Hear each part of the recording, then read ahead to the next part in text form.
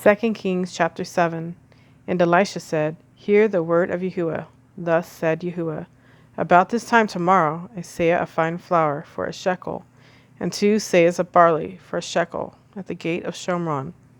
And an officer, on whose hand the sovereign leaned, answered the man of Elohim and said, Look, if Yahuwah is making windows in the heavens, shall this word come true?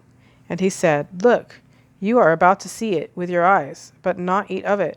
And there were 4 leprous men at the entrance of the gate, and they said to each other, Why are we sitting here until we are dead? If we shall say, Let us go into the city, the scarcity of food is in the city, and we shall die there. And if we sit here, we shall die.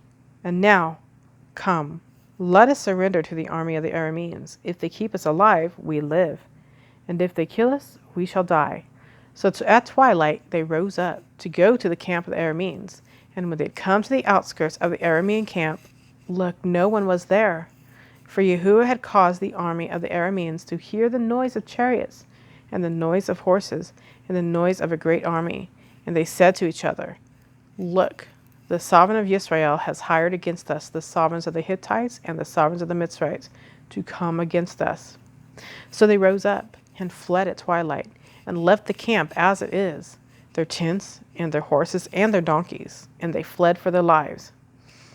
And when these lepers came to the outskirts of the camp, they went into one tent and ate and drank, and took from there silver and gold and garments, and went and hid them.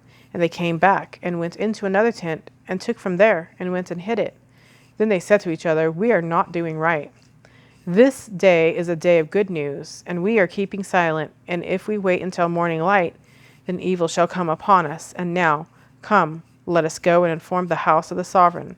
And they came and called to the gatekeepers of the city, and informed them, saying, We went to the camp of Aram, and look, there is not a man or a voice of man, only horses tied and donkeys tied, and the tents as they were. And the gatekeepers called, and they informed the house of the sovereign inside. So the sovereign rose up in the night and said to his servants, Let me now inform you what the Arameans have done to us. They know that we are starving, so they have gone out of the camp to hide themselves in the field, saying, When they come out of the city, we shall catch them alive and enter into the city. And one of his servants answered and said, Please, let some take 5 of the horses that are left in the city. Look, they are like the entire crowd of Israel that are left in it. Look, they are like the entire crowd of Israel, left from those who are consumed. So let us send and see.